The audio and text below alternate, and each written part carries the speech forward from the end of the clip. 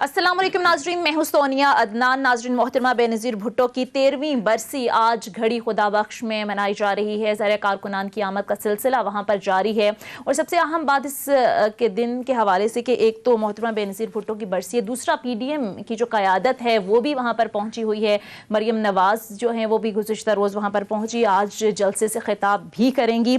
नाज़रीन आज का जलसा इस लिहाज से भी अहम है कि एक तो वहाँ पर PDM की क़यादत है और ज़ाहिर है ये 7वां और आखिरी जलसा होगा। PDM के सारे जलसों के हवाले से अगर बात करें तो अब देखना यह है कि इस जलसे से क्या अहम ऐलान होगा, क्योंकि हम देख रहे हैं कि इख्तलाफात बड़े खुलकर सामने आ गए हैं। इस जलसे को ही देख लें, मौलाना फजलुर रहमान जो PDM इत्तेहाद के सरबराह हैं वो आज के जलसे में शिरकत नहीं कर रहे। तो बहरहाल देखना यह है कि क्या अहम फैसले होते हैं, क्या अहम ऐलानात होते हैं। लेकिन दूसरी तरफ हम देख रहे हैं कि हुकूमत इस सारे मामले को लेकर काफ़ी कंफर्टेबल पोजीशन में नजर आ रही है। बहरहाल देखना होगा कि होगा क्या। मेरे साथ मलिहा हाशमी भी स्टूडियोज में मौजूद हैं, अदील वड़ाइच भी मौजूद हैं। मलिहा, चूंकि आज मोहतरमा बेनज़ीर भुट्टो की बरसी भी है तो पहले स्टार्ट कर लेते हैं कि जुल्फ़िकार अली भुट्टो और बेनज़ीर भुट्टो का जो विजन रहा है, आप समझते हैं कि आज भी पार्टी का विजन वही है, और क्या वजह है कि ये जो विफाकी सियासी जमात थी वो सिर्फ सिंध तक आज महदूद होकर रह गई है? देखिए, बड़ी बदकिस्मती की बात है कि बेनज़ीर भुट्टो साहिबा ने जिस तरीके से अपने वालिद जुल्फ़िकार अली भुट्टो की पेस को मेंटेन किया था और जो कि बड़ी ज़बरदस्त पेस उन्होंने सेट की थी। आपके नज़रियाती इख्तिलाफ़ात हो सकते हैं भुट्टो साहब से, लेकिन बहरहाल इसमें तो कोई शक नहीं कि बड़ी कैरिस्मेटिक उनकी पर्सनैलिटी भी थी, एक पावर थी, स्ट्रीट पावर थी, और लोग उनकी कन्विक्शन से मुतासिर होकर जौक दर जौक उनकी खिताबात भी सुनने आते थे, तकरीरें सुनने आते थे। सो बेनज़ीर साहिबा ने उस पेस को मेंटेन किया। लेकिन जरदारी साहब ने, हमने देखा कि न सिर्फ उस पेस को तबाह कर दिया बल्कि 5 साल इनकी हुकूमत रही और कौम को इंसाफ दिलाना तो दरकिनार, ये बेनज़ीर भुट्टो साहिबा के कातिलों को तलाश न कर सके। ये बड़ा अहम सवाल है। जो जेन्युइन पीपल्स पार्टी का सपोर्टर आज हमने देखा कि जो टूट कर PTI में ज्यादातर आ गया है, उसका शिकवा ही ये है कि बेनज़ीर भुट्टो साहिबा के कातिलों का हिसाब कौन लेगा अगर पीपल्स पार्टी की हुकूमत भी नहीं ले सकी। अब आते हैं इस तरफ के PDM का आगे हम फ्यूचर क्या देखते हैं। इस वक्त फजलुर रहमान साहब चूंकि बहुत ज़्यादा डिस्ग्रंटल्ड हैं और शहबाज शरीफ साहब की तरफ बिलावल ज़्यादा उनका झुकाव हमें नज़र आ रहा है। मरियम भी बहुत ज़्यादा इस बात से अपसेट है और फजलुर रहमान साहब भी बिल्कुल। उनकी बहुत ज़्यादा मीटिंग्स हो रही हैं और अब शाहिद खाकान अब्बासी साहब का भी जो हम सुन रहे हैं कि अब उनका विजिट आ गया है बाहर, तो जाहिर है कि वो मियाँ साहब तक अपना मैसेज पहुंचाएंगे। अब ये इसको रिवैम्प करेंगे अपनी स्ट्रेटजी को, देखना है क्योंकि एग्जैक्टली ये अब नई सूरत हाल देखेंगे, क्योंकि ज़िमनी इंतखाबात और सेनेट इंतखाबात में पीपल्स पार्टी PTI से ज्यादा बढ़ चढ़कर तैयारियां कर रही है हिस्सा लेने की। बिल्कुल सही कह रही हैं, दिलचस्प बात है। बिल्कुल। चूंकि हुकूमत का बाजू पीपल्स पार्टी के इस डिसेंट की वजह से ऑलरेडी मजबूत हो चुका है। नवाज शरीफ साहब का तो ऑलरेडी जो बयानी है उसके साथ तो आप देखते हैं कि कौम की मेजॉरिटी नहीं खड़ी। हाँ, नवाज शरीफ की शख्सियत के साथ आज भी उनका वोटर खड़ा है। उनका वोटर नवाज शरीफ की शख्सियत के साथ खड़ा है, उनको मियाँ साहब पसंद है। लेकिन बहुत एक कसीर तादाद ऐसी है जो कहती है कि मियाँ साहब नू गल नहीं करनी चाहिए सी, perhaps he shouldn't have said that. अंदर से और बड़े अहम रहनुमाओं की जानिब से हम देख रहे हैं कि अब बयानात इस तरह के आ रहे हैं कि जो बयानियां लेकर नवाज शरीफ साहब चल रहे हैं इस पर जरा सोच विचार होनी चाहिए, पॉलिसी तब्दील करने की जरूरत है। अदील, में आपकी तरफ आऊंगी। 2 जनवरी को अब PDM का इजलास भी बुलाया जा रहा है, मौलाना फजलुर रहमान की तरफ से बुलाया गया है। इस इजलास से क्या निकलने वाला है, कोई अंदर की खबर है आपके पास? देखिए जी, ये सरबराही इजलास है और इस इजलास में शिरकत करेंगे मियाँ नवाज शरीफ भी वीडियो लिंक के जरिए, और वीडियो लिंक के जरिए आसिफ जरदारी भी इस पर शिरकत करेंगे। ये इजलास जो है बुलाया जा रहा है 2 जनवरी को। इस इजलास में फैसले क्या होने हैं? फैसले ये होने हैं कि क्या हमने इस्तीफे देने हैं या नहीं देने, क्या हमने ज़िमनी इलेक्शन में हिस्सा लेना है, नहीं लेना। लेकिन इस वक्त सूरत हाल ये है कि जो ज़िमनी इलेक्शन में हिस्सा लेने के लिए जो नॉमिनेशन पेपर जमा कराने की तारीख है, जो सबसे अहम स्टेज है, वो 30 दिसंबर को खत्म हो रही है। 25 से 30 दिसंबर तक की ये डेडलाइन दी गई थी। इसका मतलब ये है कि ये जमातें, और खासतौर पे नून लीग तो चाह रही है इसमें हिस्सा लेना, और उसने मौलाना पे छोड़ा हुआ है, और इसमें ये फोर्स किया जाएगा, कहा जाएगा कि तहरीक इंसाफ को खुला मैदान ना दिया जाए। इसका मतलब है ये इस डिसीजन से पहले 30 दिसंबर तक जो अपने लोग हैं इनको इलेक्शन में खड़ा करके इनको टिकट बाद में जारी करेंगे।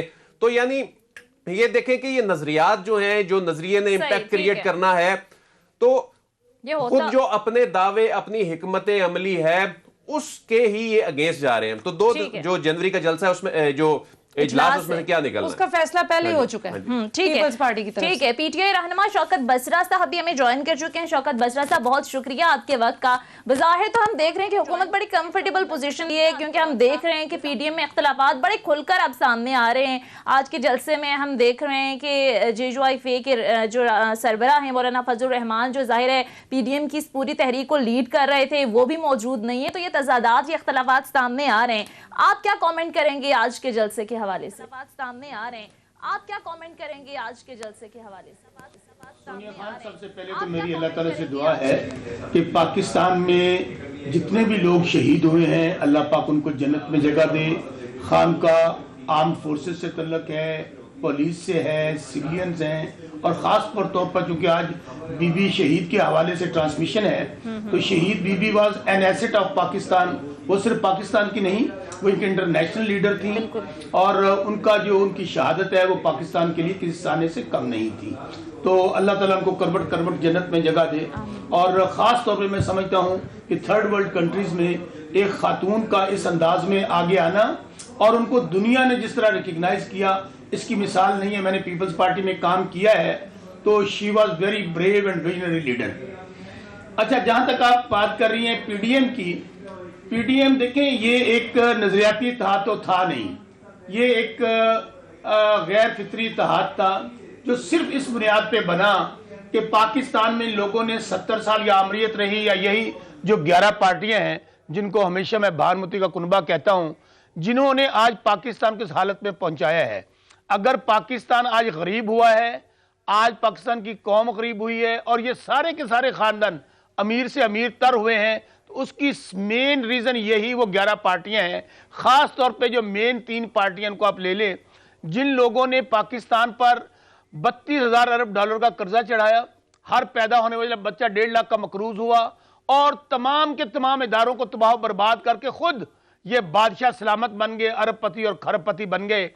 और पाकिस्तान तहरीक इंसाफ वो वाहिद जमात है, और दुनिया में आप मिसाल नहीं दे सकती कि 70 साल में कोई ऐसा लीडर या कोई ऐसी जमात जो कभी इक़्तिदार में ना आई हो, और आते ही उसको विरासत में मसाइल ही मसाइल हों, उसको माफिया का सामना हो, और फिर ये तमाम पार्टियां जो ब्लैकमेल कर रही हैं, जो एनआर लेना चाहती हैं, इसलिए एंड ऑफ द ये होना था। सवालात तो उठ रहे हैं ना, तो 2.5 साल का अर्सा तो तकरीबन आपको भी हो गया। ये जी, सिर्फ और सिर्फ शौकत बसरा साहब, माजरत के साथ सवालात तो उठ रहे हैं ना हुकूमत की परफॉर्मेंस को। मेरी आवाज मुझे वापस आ रही है? जी शौकत बसरा साहब, आप सुन सकते हैं। सोनिया, बिल्कुल उठ रहे हैं आवाज। मैं गली मोहल्ले का कारकुन हूं, मैं सुन सकता हूं। मैं गली मोहल्ले का कारकुन हूं। मैं ये समझता हूं महंगाई, बेरोजगारी हमारे लिए रियल चैलेंज है, लेकिन बात हम कर रहे हैं पीडीएम की। पीडीएम के हवाले 2.5 साल आप समझते हैं कि 70 साल आप मुल्क का आपने बेड़ा गर्क कर दिया। ये 24-25 करोड़ का मुल्क है। एक घर जो है ना, घर, उसका बच्चा खराब हो जाए, घर के हालात खराब हो जाए, 2 साल में आप उनको ठीक नहीं कर सकते सोनिया। लेकिन अभी जो आप बात कर रही है वो सबसे इंपॉर्टेंट सुन लें, वो क्या है। मैं पीपल्स पार्टी में रहा हूं। पीपल्स पार्टी, आप अंदाजा करें, ये दोनों हिस्ट्री ले लें दोनों जमातों की। शहीद जुल्फकार अली भुट्टो का कातिल कौन है? जियाउल हक, आमर डिक्टेटर, जिनके बूट पॉलिश करके, बूट चाट कर मियां नवाज शरीफ उनकी गोद में जन्म लिया, उनकी रूहानी औलाद बने। उनको शहीद किसने किया? जियाउल हक ने। आज किस मुंह से ये खानदान ये एक दूसरे को डाकू, चोर, लुटेरा, पेट फाड़ देना है मोदी का यार, आज सिर्फ और सिर्फ ये इकट्ठे हुए हैं। आप ये कह रहे हैं कि ये करप्शन बचाने के लिए साथ हैं, ठीक है, अपने आप को। ठीक है शौकत बसरा साहब, जरा गुफ्तगू को आगे बढ़ाते हैं। हमने देखा कि जलसे जुलूसों से हुकूमतें गिरा नहीं करती। ज़ाहिर है पाकिस्तान तहरीक इंसाफ की गवर्नमेंट जब ऑपोजिशन में थी, पाकिस्तान तहरीक इंसाफ, तो आपने भी 126 दिन का धरना दिया, तो ज़ाहिर है एम्पायर की उंगली का इशारा भी आपकी जानिब से किया जाता रहा, पाकिस्तान तहरीक इंसाफ की जानिब से, लेकिन होता हुआ हमें कुछ नज़र नहीं आया। लेकिन जिस तरह से अभी आपने भी बात की कि खुद हुकूमती वुज़रा इस बात को तस्लीम कर रहे हैं कि महंगाई है, बेरोज़गारी है, बहुत सारे दीगर मसाइल हैं, इशूज हैं। 2.5 साल का अरसा हो गया है। अभी हम देख रहे हैं कि बार बार इमरान खान की जानिब से इजलास भी बुलाए जाते हैं, कैबिनेट मीटिंग्स भी होती हैं जिसमें डिस्कस होता है, लेकिन आप नहीं समझते कि चले धरने जलसे जुलूसों से हुकूमतों को कोई खतरा हो ना हो। ये जो परफॉर्मेंस है वो जाहिर है 5 साल के बाद जब लोगों में आप जाएंगे तो आप ये नहीं कहेंगे, उस वक्त तो आपके पास ये जवाब नहीं होगा ना कि ये तो पिछली हुकूमतों का करता धरता है। जाहिर है परफॉर्मेंस दिखानी तो होगी, तभी आप 5 साल के बाद लोगों के पास जा सकेंगे। चलें इस चीज को थोड़ी देर के लिए अलग कर लेते हैं कि जलसे जुलूसों से आपको कोई खतरा नहीं है, लेकिन परफॉर्मेंस से तो है।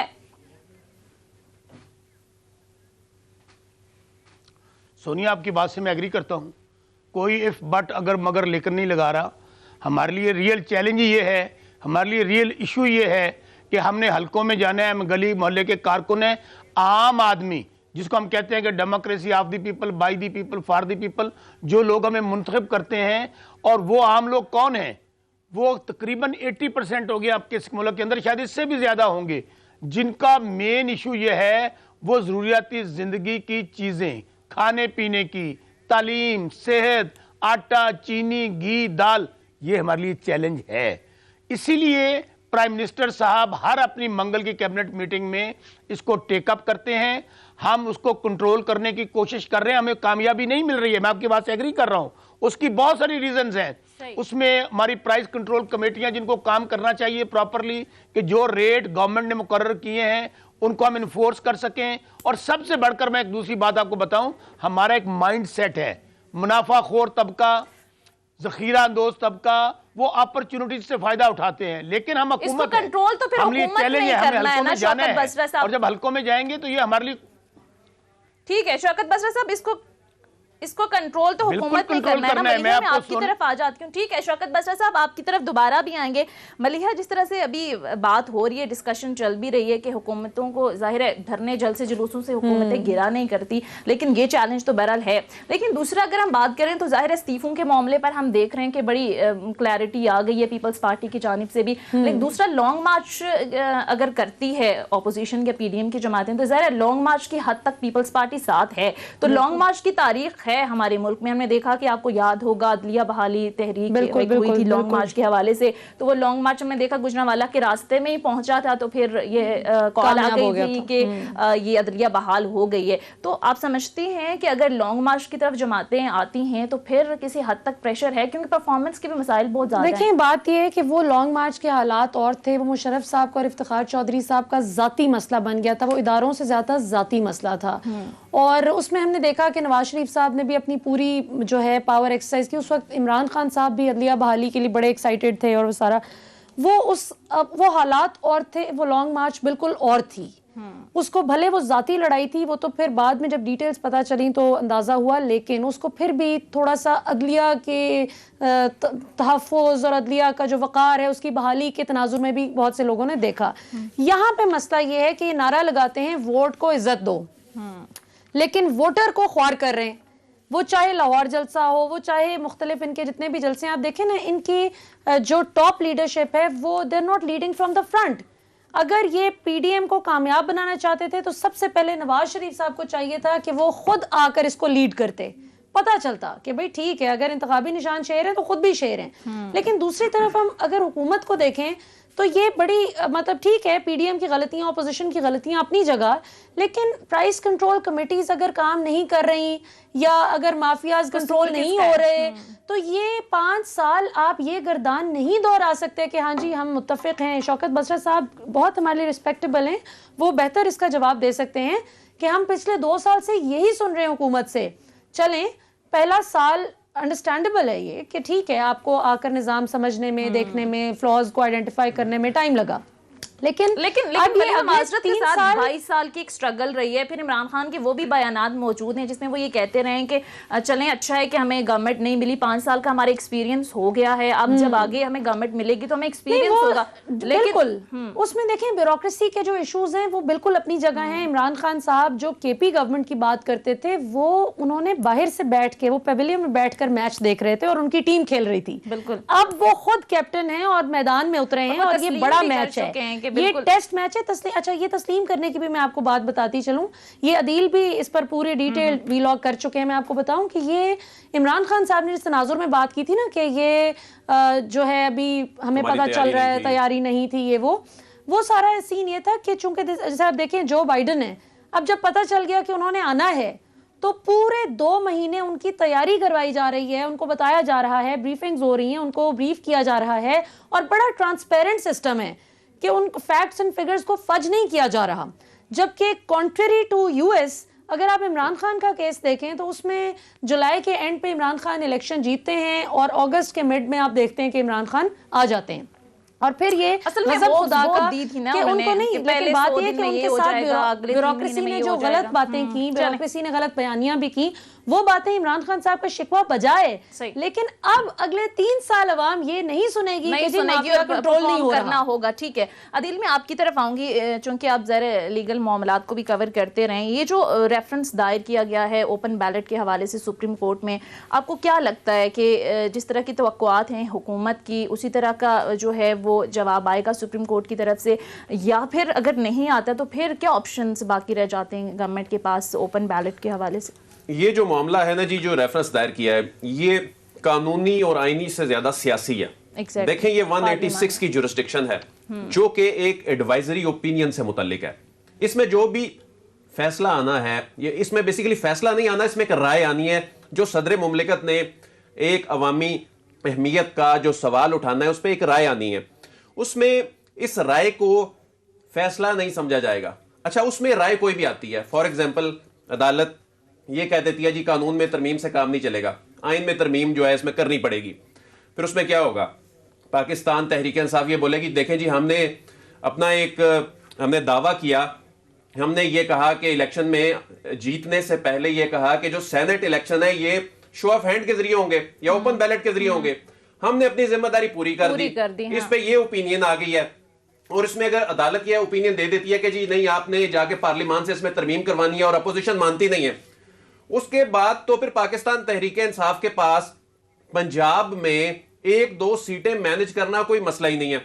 उसके बाद अपोजिशन के पास ये शिकवा खत्म हो जाएगा कि देखें जी इन्होंने ये हमारे लोग तोड़े हैं। और कितने लोग जो हैं, ये खबरें जो है आए रोज आती हैं, राब्ते में पाकिस्तान तहरीक इंसाफ के साथ बुज़दार साहब से मुलाकातें होती हैं। तो पंजाब जो है सेनेट इलेक्शन में बड़ी अहमियत का हामिल है, जो पंजाब की कॉन्स्टिट्यूएंसी है। ये एक सियासी तौर पर मैं समझता हूं पाकिस्तान तहरीक इंसाफ को इस पे कोई भी राय आए, इसमें अगर अपोजिशन मान जाती। ठीक है, आपका पॉइंट आ गया। शौकत बसरा साहब, क्विकली मैं आपकी तरफ आऊंगी। अब ये जो सारा मामला है इस पर ऑपोजिशन के बाद हल्कों की जानिब से कहा जाए चलेंगे स्पिरिट तो अच्छी है, ठीक है, हमने देखा कि जो सेनेट इंतखाबात रहे हैं उसमें हमने देखा हमेशा हॉर्स ट्रेडिंग की खबरें रही हैं और खुल्लम खुल्ला ये कहा जाता रहा है कि पैसे चलते हैं, रिश्वत के बाजार गर्म होते हैं। लेकिन यहाँ पर सवाल ये उठ रहा है कि ये तो आईनी मामला था, आप इदारों को बीच में ले, आप सुप्रीम कोर्ट को बीच में ला रहे हैं और ये टाइमिंग के हवाले से बड़े सवालात उठ रहे हैं कि ये पहले क्यों नहीं हुआ। ज़ाहिर पार्लियामेंट के अंदर आप इस मामले को लेते ही अचानक जब सेनेट इंतखाबात सर पर आ गए तब आपको याद आ गया।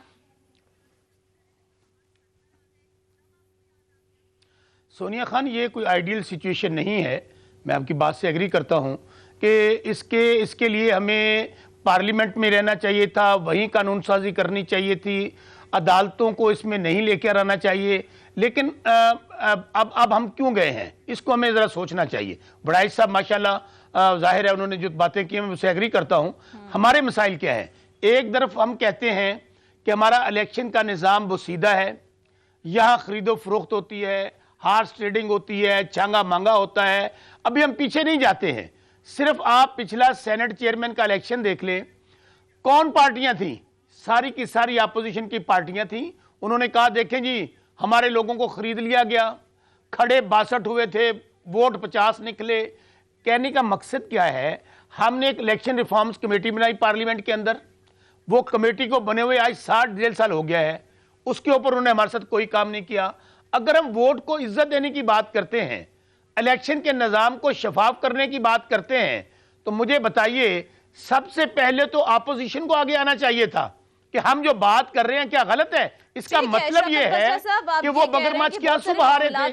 खरीदो फरोख्त चले मिल बैठकर इस पर बात करें, लेकिन ऑपोजिशन जो है वो नहीं आती। ऑपोजिशन को बहुत जगहों पर हमने भी देखा, इलेक्शन रिफॉर्म्स के हवाले से, फिर कोरोना के हवाले से भी एक कमेटी बनाई गई, ऑपोजिशन को बुलाया गया, लेकिन ऑपोजिशन का कोई नुमाइंदा हमें नजर नहीं आया। लेकिन ये ज़रूरत है इस वक्त मुल्की मुफाद में ऑपोजिशन और हुकूमत को मिलकर बैठना होगा। बहरहाल इस पर मजीद भी बात करेंगे। मुझे एक ब्रेक के लिए कहा जा रहा है नाज़रीन, मुख्तसर ब्रेक लेते हैं। Stay with us.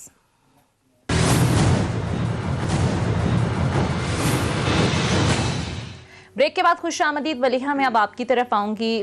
हम देख रहे हैं कि सारे माहौल में बहुत सारे हलकों की जानिब से ये बातें हो रही हैं कि अब जो मामलात हैं कहीं ऐसा ना हो कि पॉइंट ऑफ नो रिटर्न की तरफ चले जाएं, क्योंकि हम देख रहे हैं कि अपोजिशन हुकूमत दोनों बैकफुट पर आने के लिए तैयार नहीं है। लेकिन हालिया हमने देखा कुछ राबिते भी हुए हैं, क्योंकि शहबाज शरीफ के हवाले से हमेशा से ये रहा है कि वो चाहते हैं कि डायलॉग हों और वो मुफाहमत की उन्होंने हमेशा बात की है। अभी हालिया जो मोहम्मद अली दुरानी साहब की जानिब से मुलाकात की गई है शहबाज शरीफ से, फिर उसके बाद उन्होंने वापस आकर डायलॉग की भी बात की है, तो आप समझती हैं कि क्योंकि हमने देखा कि कल दुरानी साहब की जो जमात है उनकी जानिब से तो इसको डिनाई किया गया है, उन्होंने कहा कि ये तो उनका अपना मामला था, और फिर दूसरी तरफ से कल मरीम नवाज साहिबा की जानिब से भी ये बयान दिया गया कि अब बिल्कुल कोई डायलॉग नहीं होगा। दूसरा उन्होंने तो ये भी इशारा दिया है कि ना ही उनकी जमात की तरफ से कहा गया है, तो फिर ये राबिते कौन करवा रहा है? राब्ते खुद कर रहे हैं। मोहम्मद जुबैर साहब को किसने भेजा था आर्मी चीफ के पास मिन्नतें करने के लिए? देखिए ना, सिंपल सी बात है, जुबैर साहब बड़े ग्रेसफुल आदमी हैं, बड़े यानी उनका एक बड़ा स्टैचर है और बड़े पढ़े लिखे इंसान हैं, लेकिन बस बहरहाल things you do for political love, so वो फिर साबित भी हुआ कि 2 मुलाकातें हुई। तो ये ऑब्वियसली नवाज शरीफ साहब जो हैं वो पहले ये सारी पीडीएम की तहरीक से वाले या पीडीएम वाले तो नहीं ना भेज सकते शहबाज शरीफ से मुलाकात के लिए। नवाज शरीफ साहब ने पहले जुबैर साहब को भी इसी मकसद के लिए भेजा। जब वो दोनों मुलाकातें फेल हो गई तो फिर उन्होंने पीडीएम पर सोचा कि अब 5वें गियर में गाड़ी को ले जाते हैं कि अब ठीक है, ज्यादा से ज्यादा क्या होगा कि हार तो पहले ही रहे हैं, तो ठीक है, मतलब एहतसाब से वो छुट्टी होती हुई नहीं नजर आ रही। सही, क्योंकि सारी जिंदगी जुबानी कलामी दावे किए थे और खुद एहतसाब के इस इदारे को कायम किया था। ना इमरान खान ने इस इदारे को कायम किया, किसी और ने, खुद ये लोग कायम करके एक दूसरे पर केसेस बनाकर अब ये कहते हैं कि जुल्म हो गया। अब दुरानी साहब पे आते हैं। देखें, बात यह है कि बिला वजह कोई भी इस किस्म के राब्ते नहीं करता। सो हमेशा जो नजर आ रहा होता है उसके पीछे एक पस मंजर होता है। तो शहबाज शरीफ साहब और एक कुछ और भी ऐसे हैं एलिमेंट्स जो चाहते हैं कि मुफाहमत की तरफ चीज़ें आएँ, लेकिन चूंकि इमरान खान साहब को वोट पड़ा है एहतसाब के नाम पे। आपने इमरान खान साहब का जो जनरल वोटर देखा होगा ना, वो कहता है कि जी महंगाई है, मुश्किलात हैं, माफिया कंट्रोल नहीं हो रहा, प्राइस कंट्रोल कमेटीज उस तरह से काम नहीं कर पा रही। लेकिन इमरान खान ने अगर नवाज शरीफ और जरदारी को छोड़ा तो फिर हम इमरान खान को कभी माफ नहीं करेंगे। ये इसकी वजह यह है कि इमरान खान खुद इतनी एक्सट्रीम पोजीशन लेकर वोट लेकर आए हैं। वो खुद कहते थे। तो इस वक्त हुकूमत भी एक बड़ी टफ पोजीशन में है, वो अपने एहतसाब की बात से पीछे नहीं हट सकते, और हटेंगे तो क्रेडिबिलिटी खत्म होती है। और मरियम वगैरह जो है ये ऑब्वियसली अब खुलकर मान तो नहीं सकते बिल्कुल कि हम चाहते हैं। चाहती तो दोनों साइड यही है। हुकूमत जो है वो अपोजिशन से ज्यादा चाहती है कि चीजें वापस लाइन पर आएं और हमें तंग ना किया जाए, और अपोजिशन भी ये चाहती है कि हमारी कोई फेस सेविंग हो जाए। सो अगर अली दुरानी साहब की बात पर अमल दरामद हो जाता है तो ना अपोजिशन गद्दी होगी, ना मरियम और नवाज शरीफ साहब या फजल रहमान साहब का नजर आएगा कि वो अपने बयानिए से हट रहे हैं, और सांप भी मर जाएगा, लाठी भी नहीं टूटेगी। चलें अदील, जरा आपसे जानना चाहेंगे, ये जो इस वक्त मुलाकातों का सिलसिला एक शुरू हो गया, हमने देखा कि शहबाज शरीफ की बिलावल भुट्टो से भी कुछ अर्सा पहले जेल में मुलाकात हुई, उसके बाद हालिया दुरानी साहब ने भी जिस अंदाज में शहबाज शरीफ से मुलाकात की, आपको लगता है कि हुकूमत भी कहीं ना कहीं चाहती है मुफाहमत हो, या फिर वाकई जिस तरह से मरियम नवाज साहिबा बात कर रही थी कि इशारे कहीं और से मिल रहे हैं? देखिए जी, हुकूमत जो चाहती है ना, वो सिर्फ मुल्की मफाद के तहत इस मुल्क के मसाइल को हल करने के लिए पार्लिमान में बैठने के लिए तैयार है। फवाद चौधरी साहब भी स्टेटमेंट दे चुके हैं, खुद इमरान खान कह चुके हैं, लेकिन वो कहते हैं एहतसाब पे बात नहीं होगी, एनआरओ नहीं मिलेगा। तो इनका तो बेसिकली 1 पॉइंट एजेंडा है, वो है कि जी एनआरओ। अच्छा, अब इसमें जो इससे पहले बात हो रही थी, मलिया इस पर बात कर रही थी, अदलिया बहाली के हवाले से जो तहरीक थी जी गुजरांवाला तक पहुंचा, और उसके बाद इफ्तिखार मोहम्मद चौधरी साहब जो हैं वो बहाल हो गए। देखें, वो एक कॉज के लिए हो रहा था, एक उसके पीछे नजरिया था। इनका नजरिया क्या है? एस्टैब्लिशमेंट हमारी तरफ भी देखे। क्या ये वोट को इज्जत देने वाली बात है? सारी जिंदगी आप एस्टैब्लिशमेंट के साथ रहे, सारी जिंदगी आप बेनिफिशियरी रहे, अब आपका मुतालबा ये, मौलाना फजलुर रहमान तो खुद अपने मुंह से ही कहते हैं कि आप हमारी तरफ भी देखें, हम आपके भाई हैं। तो असल मकसद क्या, ये कहने का मकसद क्या है कि जी एहतसाब में हमें रिलीफ दे दिया जाए। जब इनकी जनरल बाजवा साहब से मुलाकात हुई थी, ये जो जुबैर साहब भी जब गए थे, तो उन्होंने जब जाके रिक्वेस्ट ये की थी तो उन्होंने कहा था ये मामलात अदालतों के, अदालतों ने हल करने हैं, हम इसमें कुछ नहीं कर सकते। खुद आप इन्वॉल्व करते हैं फौज को। हाजा आसिफ फोन करते हैं इलेक्शन की रात, उसमें उनको आर्मी चीफ कहते हैं जी मैं इसमें क्या कर सकता हूं। मतलब एक आर्मी चीफ एक पोलिंग स्टेशन लेवल के मामलात को तो नहीं जाकर देख रहा होता। तो उसके बाद आप खुद इन्वॉल्व करने की कोशिश करते हैं। जब बंद कमरा इजलास हो रहे होते हैं, जब बंद कमरा इजलास था इलेक्टोरल रिफॉर्म्स का, वो कमेटी रूम नंबर 5 में होता था, उसमें जनरल जो शमशाद साहब हैं, साहिर शमशाद साहब हैं, उनको नून लीग और पीपल्स पार्टी ने कहा था हम इलेक्शन के रिजल्ट ही नहीं मानेंगे, पोलिंग स्टेशन के अंदर आपने फौज ना लगाई। और उसके बाद आप खुद उसको मुतनाजा बनाते हैं, और उसके बाद फिर आप वोट को इज्जत दो के नारे लगाकर इदारों को गंदा करने की कोशिश करते हैं। और अपना नजरिया आपका जो ये है कि आप हमारी तरफ भी देखें, तो वो आप उसको अदलिया बहाली की तहरीक और गुजरांवाला बिल्कुल पहुंचने पर नतीजा आ जाने को आप इससे कंपेयर नहीं कर सकते। एक छोटी सी चीज मैं ऐड करना चाहूंगी कि ये सबसे ज्यादा बात जो है अपोजिशन और बिलखुसूस नून लीग करती है कि वोट को इज्जत दो, लेकिन प्रैक्टिकली जब हुकूमत इनको दावत देती है कि इलेक्शन रिफॉर्म्स पे आकर बात करें, इलेक्टोरल रिफॉर्म्स पर बात करें कि इलेक्शन के प्रोसेस को तैयार नहीं रहते, कैसे बनाएंगे, तो वहां पर वो बात नहीं करते। शौकत बसरा साहब को भी शामिल गुफ्तगू कर लेते हैं। शौकत बसरा साहब, अब ये जो सारा माहौल है, ज़ाहिर है सियासी इख्तिलाफात अपनी जगह, लेकिन माहौल तो तभी साजगार होगा जब पार्लियामेंट में हुकूमत और अपोजिशन मुख्तलिफ मामलात पर अवामी मुफादात के लिए एक दूसरे के साथ बैठेंगे। बहुत सारे मामलात ऐसे हैं जहां ज़ाहिर है हुकूमत को भी ज़रूरत होती है अपोजिशन की, तो आप नहीं समझते कि सियासी इख्तिलाफात भुलाकर हुकूमत को भी एक कदम पीछे जाने की जरूरत है, अपोजिशन को भी एक कदम पीछे जाने की जरूरत है, ताकि कोई दरमियानी रास्ता निकल सके, डायलॉग की कोई सूरत हाल निकल सके? क्योंकि इस माहौल में तो डायलॉग होते हुए हमें नजर नहीं आ रहे। तो बहुत सारे मामलात पर जाहिर है हुकूमत को भी अपोजिशन की जरूरत होगी। सोनिया, मेरे ख्याल में आपने सबसे अहम सवाल अब किया है, लेकिन सवाल का जवाब देने से पहले मैं सिर्फ एक बात कहूंगा। आपने मोहम्मद अली दुरानी साहब की बात की, मियां शहबाज शरीफ साहब जेल में हैं, क्या दुरानी साहब जेल तोड़ के अंदर चले गए हैं? जब तक उनको अंदर से इजाजत नहीं मिलेगी वो जाके मिल नहीं सकते हैं। इसलिए जो समझदार लोग हैं, जो समझने वाले हैं, वो समझते हैं कि ये क्यों हुआ है। मैं आपको बता देता हूं, ये उनको फेस सेविंग दी जा रही है, सेफ एग्जिट दिया जा रहा है। जब उनकी तहरीक नाकाम हो गई, लोगों ने खास तौर पे लाहौर में जब उनको मुकम्मल तौर पर रिजेक्ट कर दिया, लोग निकलने की तैयार नहीं हुए, तो वहां पर उनके हौसले पस्त हो गए। फिर आपस में क्लैशेस देख लें कि मियां मौलाना फजलुर रहमान साहब के लोग कह रहे हैं हम गड़ी खुदा बख्श हम धरना देने जा रहे हैं, हमारे अफसरान लगाओ। बिलावल साहब वहां पर मर्दान में जलसा अटेंड करने नहीं जाते हैं। तो ये सारे आपस में जाहिर है जब एक गैर फितरी इत्तेहाद मुफादात के ताबे उसका अंजाम यही होता है। मैं समझता हूं अदील बड़ाइच साहब ने दरिया को कूजे में बंद किया है, उनकी बातें 100% दुरुस्त हैं। आप कह रही हैं कि मुज़ाकरात, पार्लियामेंट और जमहूरियत, आइन कहते ही मुज़ाकरात है और डायलॉग है, बातचीत है। पार्लियामेंट से बड़ा फोरम कौन सा है? आप मुझे बताइए। आपको याद होगा जब इमरान खान साहब ने धरना दिया था, इन्होंने क्या किया? ये तमाम पार्टियां जो आज इकट्ठी हैं, ये इकट्ठी होकर पार्लियामेंट में बैठ गई। इन्होंने कहा आए जी वहां बातचीत करते हैं, मुश्तरका इजलास बुलाया गया। अब भी हम इनको बिल्कुल सेफ से एग्जिट देने के लिए तैयार हैं, हम इनको फेस सेविंग देने के लिए तैयार हैं। प्राइम मिनिस्टर साहब कह चुके हैं कि आइए पार्लियामेंट में, हम आपसे तमाम इश्यूज पर बात करना चाहते हैं। लेकिन कुछ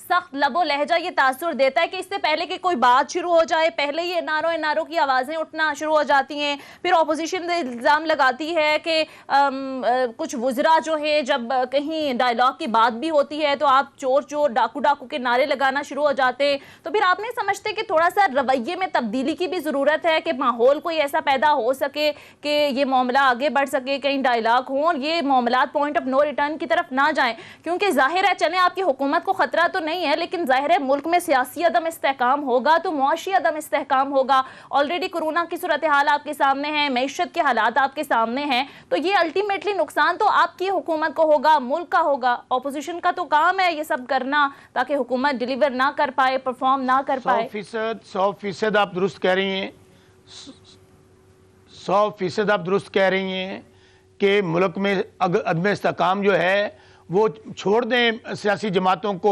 हुकूमत को। सबसे बड़ा इशू पब्लिक है, सबसे बड़ा इशू पाकिस्तान है। हमारे आज जो दुश्मन हैं वो अंदरूनी हों बैरूनी हों, वो पाकिस्तान को हमेशा साजिशें करते हैं तोड़ने के लिए, कमज़ोर करने के लिए, हमले करने के लिए। इसके लिए बिल्कुल आप दुरुस्त कह रही हैं कि हुकूमत को ही इनिशिएटिव लेना है, और हमने लिया है। हमने स्पीकर नेशनल असम्बली के ताबे तमाम पार्लियामेंट्री लीडर्स की कमेटी बनाई है। हमने उनको दावत दी कि आइए वहाँ बैठें और वहाँ बैठकर हम गुफ्तगू करते हैं। अच्छा, इन्होंने रिजेक्ट कर दिया। अभी भी कल जब प्राइम मिनिस्टर चकवाल गए हैं, उनसे यही सवाल किया गया मलिहा जो आप कर रही हैं कि इस वक्त मुल्क में बड़ी अनसर्टेनिटी है, जो हमारा अजली और अब्दी दुश्मन भारत है वो पाकिस्तान में साजिशों में मसरूफ है, अफगानिस्तान में एक सेटलमेंट होने जा रही है, इसराइल वाले इशू है। हमने देखा पहले आपकी जमात ने भी धरना दिया, हमने देखा मुज़ाकरात के दरवाजे बंद नहीं हुए। आप कह रहे हैं कि हम बात कर रहे हैं, लेकिन बाकायदा तौर पर हुकूमत की जानिब से ना कोई मुज़ाकराती कमेटी बनी, ना ही बाकायदा तौर पर मुज़ाकरात की दावत दी गई। क्योंकि जिस तरह से आप भी इस बात को तस्लीम करते हैं, गवर्नमेंट के लोग भी इस बात को तस्लीम करते हैं कि जब भी मामलात इस नहज पर पहुंचते हैं तो इनिशिएटिव हुकूमतें ही लेती हैं। बहरहाल इस वक्त खत्म हो चुका है। बहुत बहुत शुक्रिया शौकत बसरा साहब तहरीक इंसाफ से हमारे साथ मौजूद थे। मलिहा हाशमी आपका भी शुक्रिया, आदिल वड़ाइच आपका भी शुक्रिया, आप आए और ज़ाहिर है सर हासिल गुफ्तगू भी हुई आपसे। नाज़रीन, हमारी ट्रांसमिशन जो है इस वक्त इसका सिलसिला जारी रहेगा। आगे चलकर जो ही ज़ाहिर खिताबात होते हैं तो आपको लम्हा ब लम्हा तमाम तर सूरत हाल से हमें अपडेट रखेंगे, और फिल वक्त के लिए जो है वो आपसे इजाज़त चाहेंगे। खुदा हाफिज़।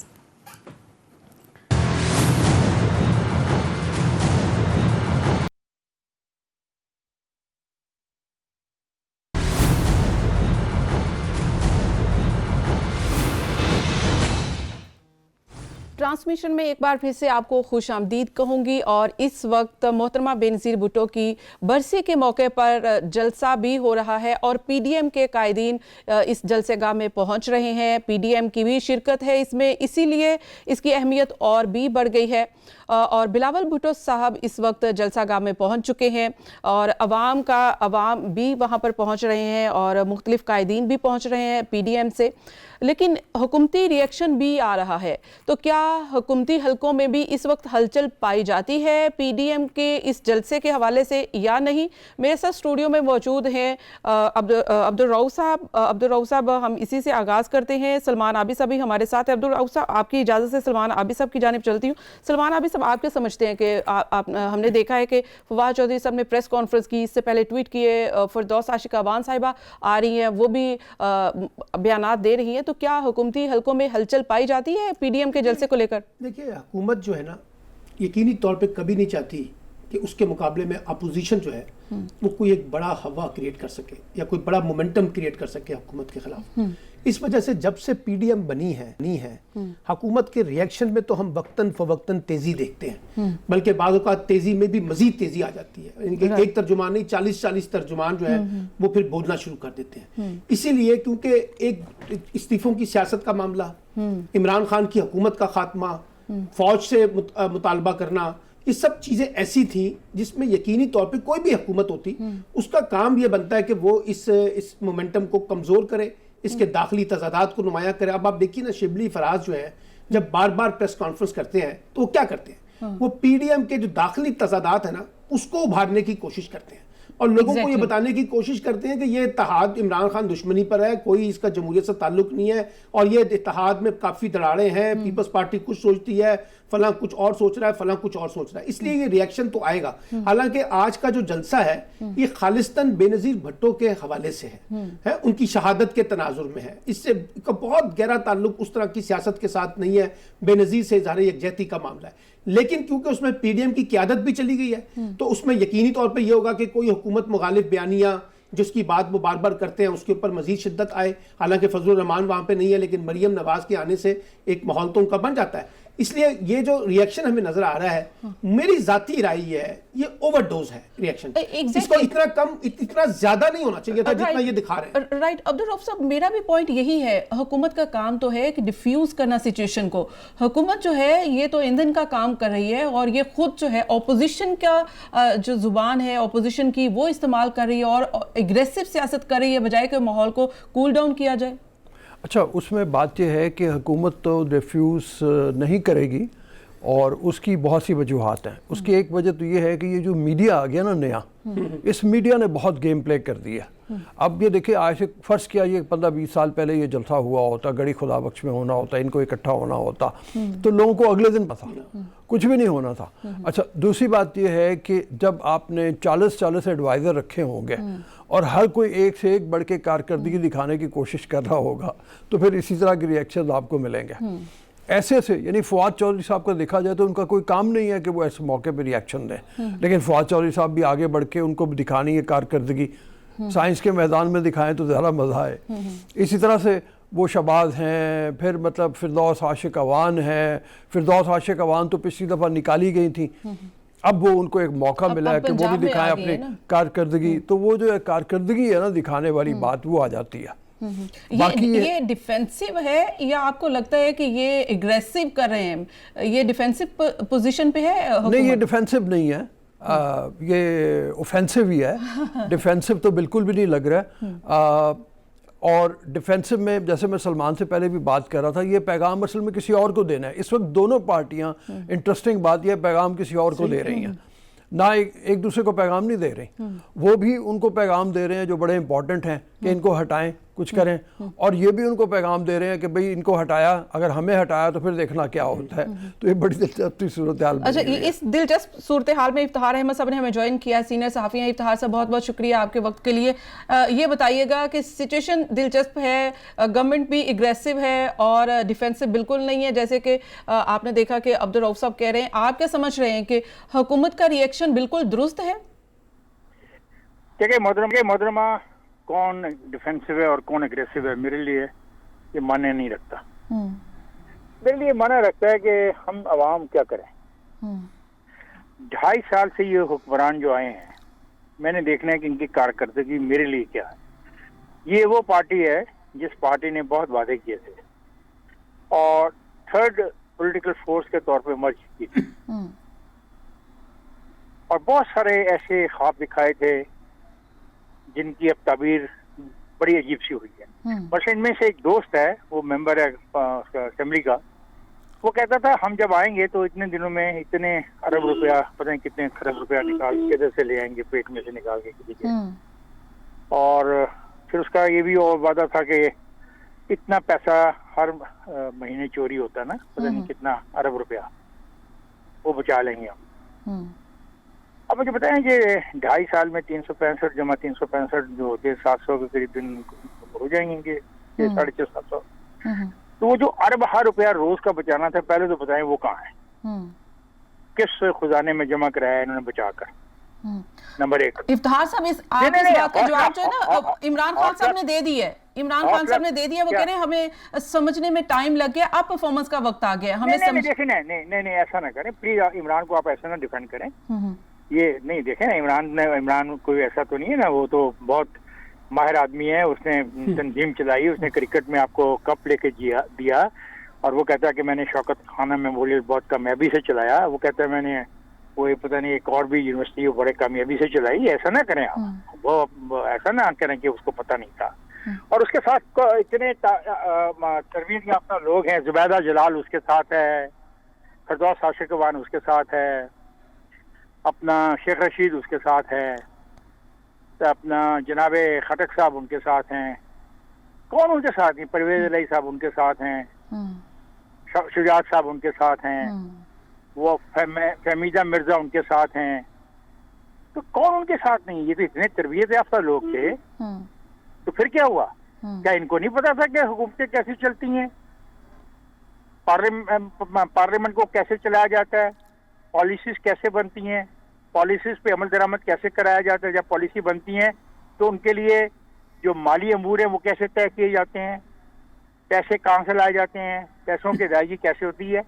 इनमें तो वो शाह महमूद कुरैशी साहब को तजुर्बा नहीं है। ऐसा ना करें। देखें, ये गलत बयानी है कि जी हमें तजुर्बा नहीं था।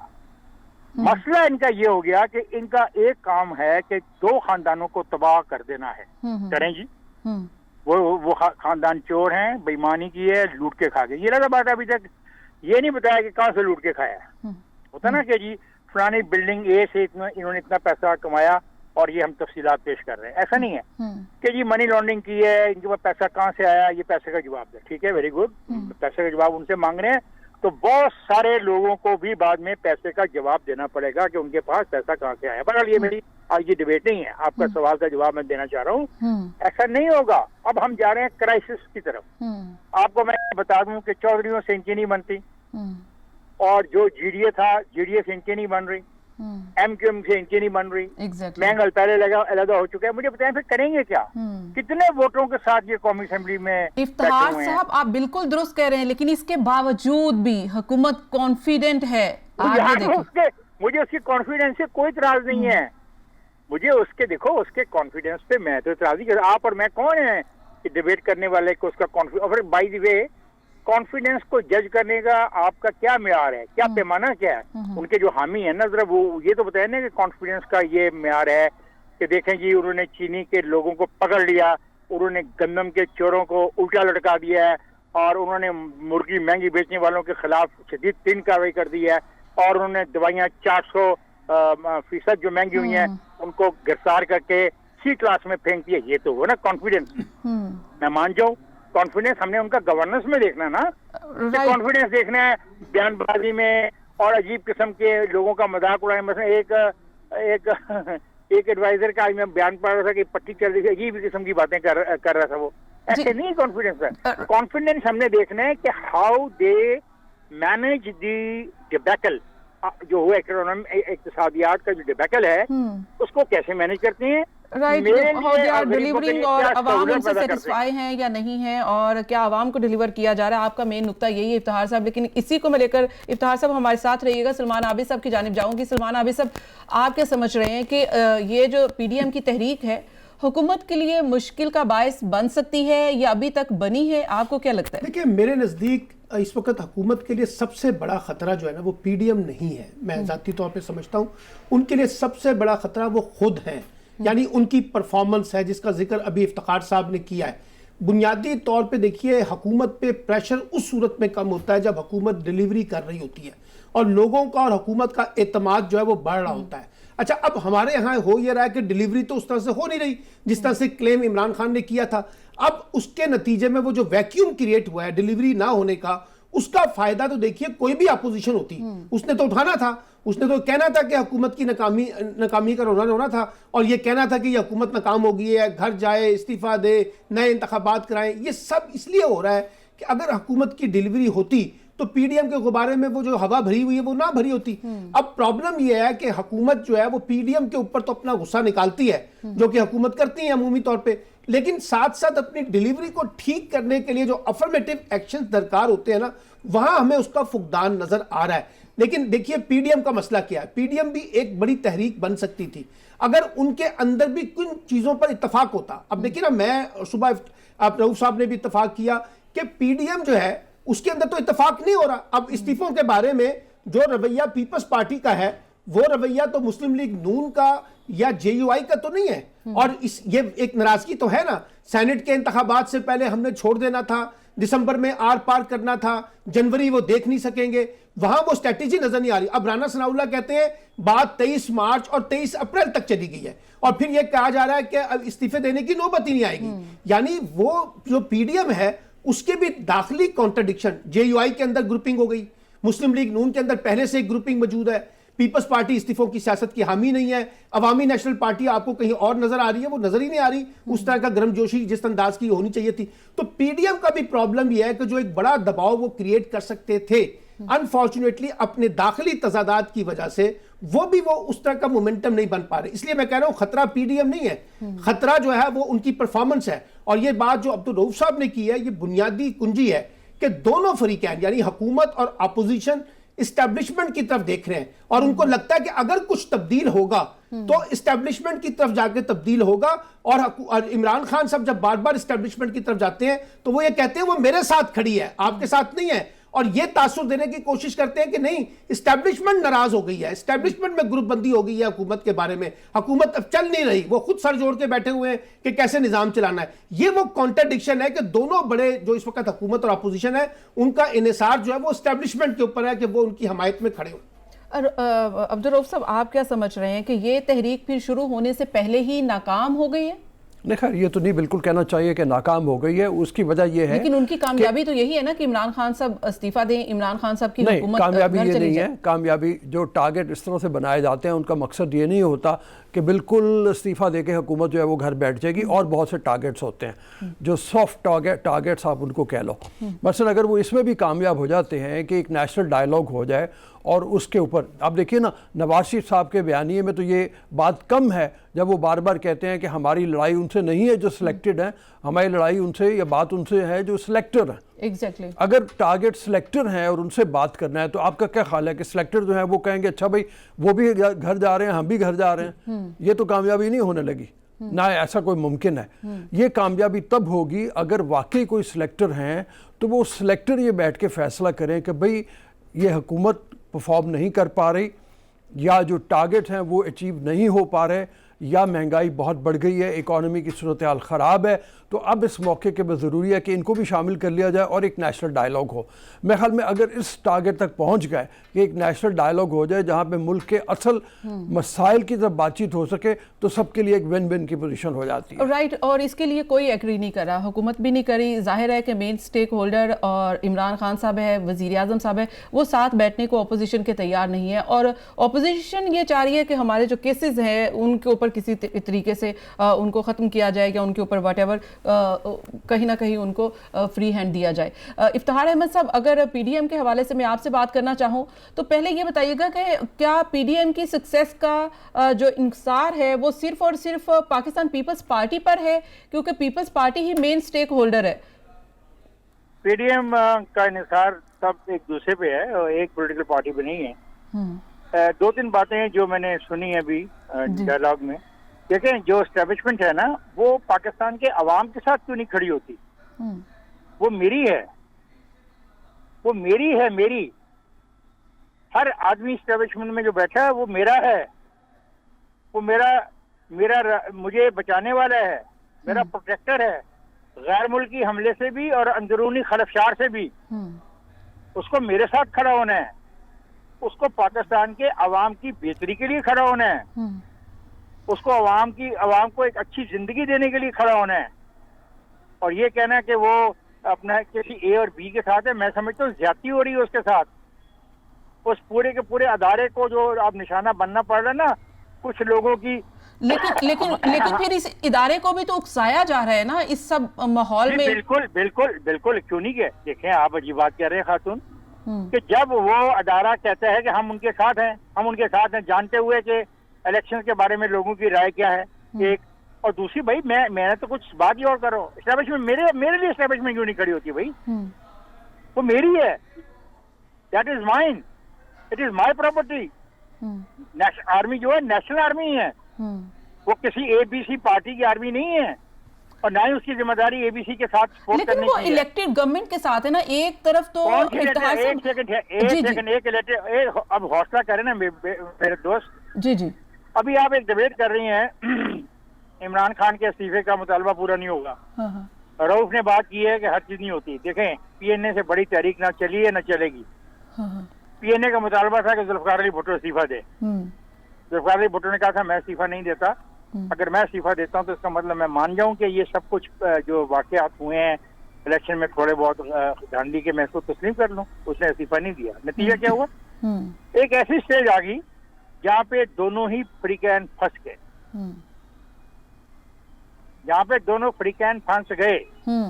एक फरीक जो था एस्टेब्लिशमेंट का, एस्टेब्लिशमेंट ने जुलाई 5 से पहले आके कहा कि अपनी मीटिंग में हम आपके साथ हैं because you are the elected people, you are the elected government. लेकिन फिर क्या हुआ? वो तारीख का हिस्सा है और किताबों में लिखा हुआ है। देखें, हम किसी और हादसे को जन्म नहीं देना चाहते। ये मुल्क किसी और मार्शल आर्ट का मुतहम्मिल नहीं हो सकता। ये जो बात कर रहा है रऊफ, और ये जो नेशनल एक डिबेट की है, अगरचे नवाज शरीफ ने इनकार कर दिया है, लेकिन नवाज शरीफ कोई फाइनल अथॉरिटी नहीं है।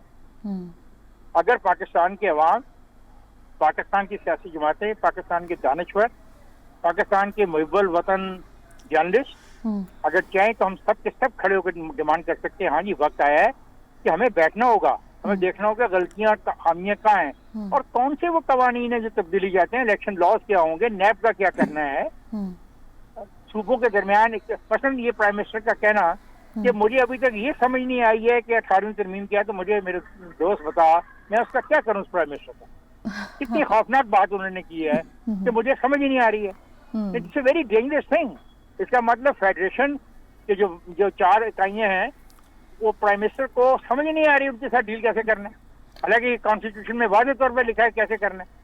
तो मेरा ख्याल है वक्त आ गया कि हमें नेशनल रिकंसिलिएशन करनी चाहिए पूरी सतह पे, हर इश्यू को लाके ज़ेरे बहस ना, डिबेट हो, आप जैसे लोग एंकर हों, डिबेट करें, लोगों को बुलाएं, हर मकतबा फिक्र को बुलाएं, खुल के बात हो और फिर हम किसी फाइनल नतीजे पर पहुंचे कि पाकिस्तान के मसाइल क्या है। देखो 70 साल हो गए हैं, हम गरीब वहीं खड़े हैं और ये बड़े अफसोस की बात है कि खत गुर्बत से लोग नीचे जा रहे हैं। ये हकीकत है।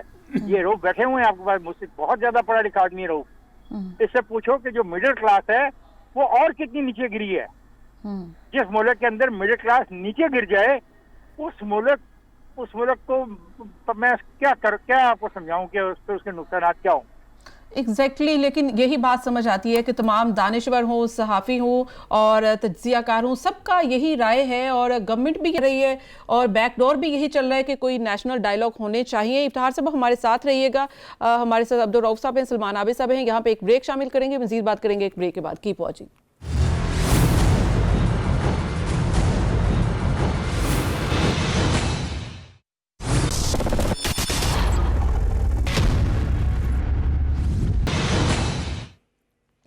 वेलकम बैक नाजरीन। हम बात कर रहे हैं कि पीडीएम के जलसे की और मोहतरमा बेनज़ीर भुट्टो की आज बरसी भी है। इस वक्त मरियम नवाज़ और बिलावल भुट्टो साहब स्टेज पर मौजूद हैं।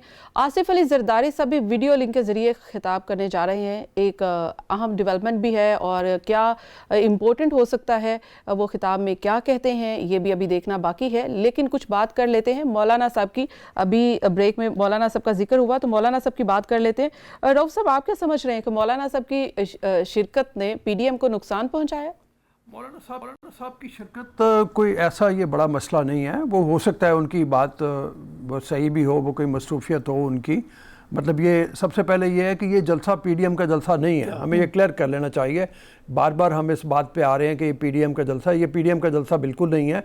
ये बेनज़ीर को ट्रिब्यूट पेश करने के लिए एक ताज़ियती इजलास है एक तरह का, जहाँ पे वो आए हुए हैं। तो अगर ताज़ियती इजलास है उसमें मौलाना नहीं आए तो कोई फ़र्क नहीं पड़ता। उनकी जमात के बाकी लोग मौजूद हैं। अगर गफूर हैदी साहब हैं, उनके साथ 2-3 और उलमा कराम है, एक पूरा वफ्द वहाँ पे मौजूद है। इससे ये कहना कि उससे कोई नुकसान होगा, ऐसी मेरे ख्याल में सही बात नहीं है। लेकिन रऊफ साहब ये भी कहा जा रहा है ना कि पीपल्स पार्टी ने ज़िमनी इलेक्शन और सेनेट इलेक्शन का पहले से अनाउंस कर देना, पीडीएम ने ये फैसला करना था, लेकिन पीडीएम के प्लेटफॉर्म से ये फैसला नहीं हुआ और पीपल्स पार्टी ने खुद से ये फैसला कर लिया, इसलिए मौलाना साहब नाराज़ हैं। नहीं, ऐसी कोई बात मेरा नहीं ख्याल होगी। अभी ये बातें बहुत सी होनी है, बैक चैनल जो डिप्लोमेसी चल रही है, गुफ्तगू भी चल रही हैं। उनके अभी आने वाले दिनों में कई इजलास हैं जहाँ पे ये गुफ्तगू होगी और वहाँ पे गुफ्तगू में ये बात सही है कि मौलाना फजलुर रहमान सबसे आगे हैं उन लोगों में जो कहते हैं कि इस्तीफ़े दे देने चाहिए। वो तो पहले दिन से कह रहे हैं कि ये जो असम्बली है ये नाजायज़ असम्बली है, हुकूमत नाजायज़ है, यहाँ से इस्तीफ़े दे देने चाहिए। लेकिन ज़रूरी नहीं है कि उनकी बात मान भी ली जाए। वो खुद कहते हैं कि कंसल्टेशन से सारे मामलात होंगे और हकीकत में अगर ये सारे इकट्ठे हैं तो इकट्ठे भी मौलाना की वजह से हैं। लेकिन मौलाना साहब का तो आखिरी पॉइंट और पहला पॉइंट यही है कि ये हुकूमत घर जाए और इलेक्शन अनाउंस करे। उनका तो इससे कम तो वो किसी नुक्ते पर आ ही नहीं रहे। सलमान आबिद साहब आप क्या समझ रहे हैं कि मौलाना साहब की नाराज़गी है या ये महज सिर्फ यही है कि ये पीपल्स पार्टी का जलसा है और मोहतरमा की बरसी के हवाले से है? पहले दिन से ही ना मौलाना जैसे रऊफ ने कहा कि स्टांस उनका बड़ा मुख्तलिफ था, लेकिन उस वक्त भी पीपल्स पार्टी ने और PMLN ने मौलाना की बात नहीं मानी थी और उन्होंने कहा था नहीं, हमें पार्लियामेंट में जाना है और पार्लियामेंट में जाकर हम जो धांधली वाली बात है ना वो हम करेंगे। हम फौरी तौर पर ये कहना कि जी हम असेंबली में ना जाएं, हम इसको कबूल करने के लिए तैयार नहीं है। एक बात। दूसरी बात यह आई कि मौलाना ने जब धरना देना था इस्लामाबाद की तरफ, तब भी नीम दिल्ली से पीपल्स पार्टी और PMLN ने उनका साथ दिया। जिस तरीके से वो चाहते थे कि दोनों बड़ी जमातें साथ दें, उस तरह से साथ नहीं दिया गया। फिर तीसरा मरहला आया कि जब PDM बनने का अमल आया तो फिर मौलाना फजलुर रहमान ही वो वाहिद आदमी थे जिसकी सरबराही पर इत्तेफाक इसलिए हो सकता था कि जो मैन पावर है, यानी जो फोर्स है लोगों को बाहर निकालने की, वो मौलाना के पास बहुत ज्यादा थी। अच्छा, फिर PDM की सरबराही में जब वो बने तो फिर एक एग्रेशन जो है, एक हार्ड स्टांस जो है वो नवाज शरीफ का बयानिया और मरियम नवाज का सामने आया जिसको उनको सपोर्ट मिलती थी। लेकिन आप देखिए किसी भी जगह पर PMLN ने और पीपल्स पार्टी ने ऐसा हार्ड स्टांस नहीं लेना जो उनको डिसएंगेज कर दे इस वक्त की एग्जिस्टिंग पार्लियामेंट्री पॉलिटिक्स से। आप मुझे बताइए, बिलावल पीपल्स पार्टी जो है वो क्यों चाहेगी कि 2.5 साल पहले उसकी हुकूमत खत्म हो जाए? मुझे आप बताइए ना लॉजिकली, वो क्यों चाहेगी कि हम सेनेट के इंतखाबात से पहले इस्तीफे दे दें ताकि सेनेट में जो सीटें मिलनी भी हैं वो भी हमें ना मिले? अच्छा, बाई इलेक्शन का बाइकआउट करने का मतलब यह है कि वो तमाम सीटें उठा के दोबारा PTI को दे दी जाए। बिलावल साहब कह चुके हैं कि असेंबली भी, सिंध असेंबली कुर्बान करनी पड़ी। देखिए, बिलावल साहब के बारे में मैं पहले भी कह चुका हूं, मैंने सुबह भी कहा है कि बिलावल फैसला साज नहीं है, फैसला साज आसिफ अली जरदारी है। और इसी वजह से आसिफ अली जरदारी ने नवाज शरीफ से भी फोन पे बात की है और मौलाना फजलुर रहमान से भी बात की है और उनसे कहा कि सेनेट तक आप इस्तीफों का मामला जरा भूल जाएं। अच्छा, इफ्तिखार साहब के पास मैं चलती हूँ। और इफ्तिखार साहब, ये आसिफ अली जरदारी साहब का भी किसी से राब्ता हुआ है क्या? वहां पर भी कोई उनको कन्विंस किया गया हो कि ये सेनेट के इलेक्शन है, ये हो जाए, फिर उसके बाद बातचीत हो जाती है क्या? मैं आपको एक बात बताऊं जी, मेरे तो ना इतने तल्लकात हैं किसी से ना ही मैं इतना ताकतवर साथी हूँ कि जो ये भी जानता है फजल रहमान क्या सोच रहा है, आसिफ जरदारी क्या सोच रहा है, बिलावल क्या सोच रहा है, अपना क्या नाम है उस खातून का जो है मरियम नवाज, मरियम क्या सोच रही है, एस्टैब्लिशमेंट क्या सोच रही है, जनरल फैज क्या सोच रहा है, जनरल बाजवा क्या सोच रहा है, इमरान खान क्या सोच रहा है, सरताज आशिक अवान क्या सोच रही है। अगर मैं इतना ही जानता होता तो मैं एक दुकान में फटा लगा के बैठ जाता कि भीतर आओ लोगों, मैं दिलों को भेज जानता हूँ, अल्लाह माफ करे, तौबा सफा तौबा सफा तौबा सफा तौबा सफा, अल्लाह तबारक तआला माफ करे मुझे। यार ये कहानियाँ हैं, हम स्पेकुलेट करते हैं। हम जब सुबह अखबार में खबरें पढ़ते हैं तो बहुत सारी खबरें छपी होती हैं, तजी होते हैं, फिर जो चीजें हमें पसंद आती हैं हम उनको अपने जेहन में डाल लेते हैं और फिर आप जैसे एंकरों का फायदा उठा के हम उन पर डिबेट शुरू कर देते हैं। कौन रोक सकता है हमें? देखिए, मैं पहले भी कहता हूँ, मैं आप फिर कहता हूँ, मेरा ऐसे कोई लेना देना नहीं। मेरा लेना देना है अपनी रोजी से, रिज़्क से, अच्छा, नौकरी से। नहीं, तो आपको बुरी बात क्यों लगती है? जी, है क्यों बुरी बात लगती है आपको रोजी रिज़्क की? जाहिर है कि ये सियासी जमातें हैं, यही डिलीवर करेंगे तो हमें रोजी रोटी मिलेगा ना। इन्होंने और बेबी अगर इन्होंने कुछ डिलीवर करना होता 70 साल के बाद पाकिस्तान ऐसा हाल होता। आज मैंने सुबह सुबह उठ के एक ट्वीट की है, मैंने कहा कि यहाँ पे इस मुल्क में खेल हो रहा है, उस खेल का पार्ट 1 ये है कि ये दोनों जो है ना बंदे खानदान, इनको जेलों में साड़ दो। एक आदमी ये कहता है, PDM कहती है इमरान खान को उठा के बाहर फेंक दो।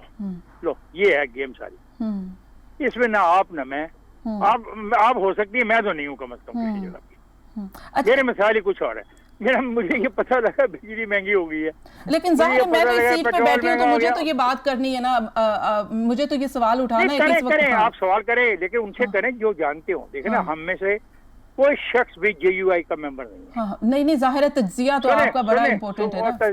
तज्जिया सुन लो मेरे दोस्त, बड़ा फिर मैं बहस नहीं करता। मेरे दोस्त बैठा हुआ, आबदी मेरा दोस्त है, जनाब रऊफ साहब मेरे उस्ताद मोहतरम ने, तो मैंने आपका नाम पूछ ही लिया, मुझे पता लग गया क्या नाम है। तो मसला ये है। अच्छा, चलिए इम्तिहान साहब, इसको थोड़ा सा आगे लेकर चलते हैं क्योंकि वक्त की किल्लत है। मैं चाहूंगी कि चले कुछ ना कुछ तो आप ऐड कर दें कि ये जरूर बता दें कि ये जरूर बता दें कि मौलाना साहब को पहले धरने की तरह अब भी कोई नुकसान होने जा रहा है? मुझे यकीन है कि जो अफसोस हुआ था मौलाना को पहले धरने में, शायद उनको दोबारा भी ऐसा अफसोस हो अगर रवैये ये रहे तो। राइट, रऊफ साहब के पास चलते हैं। रऊफ साहब, मौलाना साहब को नुकसान होने जा रहा है और इसी तरह से मायूसी होगी जैसे पहले हुई थी पीपल्स पार्टी और PMLN, उनको फ्रंट पे करके खुद बैक पे हो गई थी, और आज भी ऐसा होने जा रहा है? मेरा ख्याल है पीपल्स पार्टी के रवैये की वजह से उनको शायद अफसोस होगा, और वो लाजिम है चूँकि पीपल्स पार्टी उनकी बात नहीं मानेगी। अगर वो जमे रहे इसी बात के ऊपर अटके रहे कि इस्तीफ़ों के बगैर मैंने कम पे राज़ी नहीं होना, तो फिर उनको अफसोस होगा और उनको शायद ये पछतावा भी हो कि उन्होंने क्यों डिपेंड कर लिया इनके ऊपर। असल में मसला ये है कि मौलाना की इस वक्त जो असम्बलियों में हैसियत है वो बहुत ही ना होने के बराबर रह गई है। सेनेट के जो इलेक्शन होने जा रहे हैं उनकी गिनी चुनी जो सीटें हैं वो भी ख़त्म होने जा रही हैं। अब रह के रह जाएगा एक उनका भाई, एक उनका बेटा, एक आध शायद कोई और मेंबर जो है वो रह जाएगा, उसके अलावा उनका कुछ भी नहीं है। तो उनको अपने लिए स्पेस क्रिएट करनी है। खुद अपनी सीटें वो हार चुके हैं। अगर इलेक्शन होते हैं तो एक चांस उनको नज़र आता है कि शायद वो दोबारा से अपने लिए कोई मैनूवरिंग करके या किसी तरीके से वो कोई सीटें हासिल कर सके, कि उनकी टिकटें मिल जाए उनको। लेकिन इसके अलावा नून लीग उनके साथ किस हद तक आगे चलती है अगर पीपल्स पार्टी नहीं साथ शामिल होती, तो ये भी एक बड़ा सवाल है। मैं आखिरी प्रोग्राम को इस ट्रांसमिशन को यहाँ पर कंक्लूड करना चाहूँगी, और वो इस पॉइंट पर कि आपको लगता है कि रेजिग्नेशन भी नहीं होने वाले, कोई धरना भी नहीं होने वाला, कोई लॉन्ग मार्च नहीं होने वाला? मेरा ख्याल है ऐसा ही है, कुछ लॉन्ग मार्च तो नहीं होगा।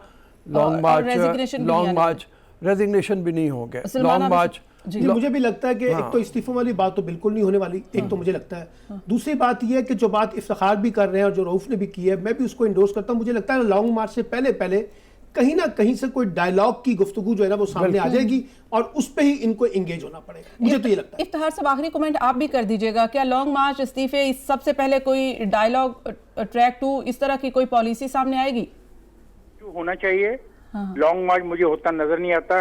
इस्तीफे के बारे में मैं अगर जुआ खेलूं तो 60% मैं इस्तीफों पर वोट लगाऊंगा। बहुत बहुत शुक्रिया, बहुत शुक्रिया इफ्तिखार साहब, सलमान आबिद साहब, अब्दुल रऊफ साहब, आपका इस ट्रांसमिशन में मेरा साथ देने के लिए। नाज़रीन, मुझे इस ट्रांसमिशन से इजाज़त दीजिए। मोहतरमा बेनज़ीर भुट्टो की बरसी के मौके पर इस वक्त जो जलसा हो रहा है उसमें मरियम नवाज़ और बिलावल भुट्टो शरीक हैं। कुछ ही देर में उनका खिताब भी होगा और हमारी ट्रांसमिशन का सिलसिला भी जारी रहेगा। देखते रहिए पब्लिक टीवी।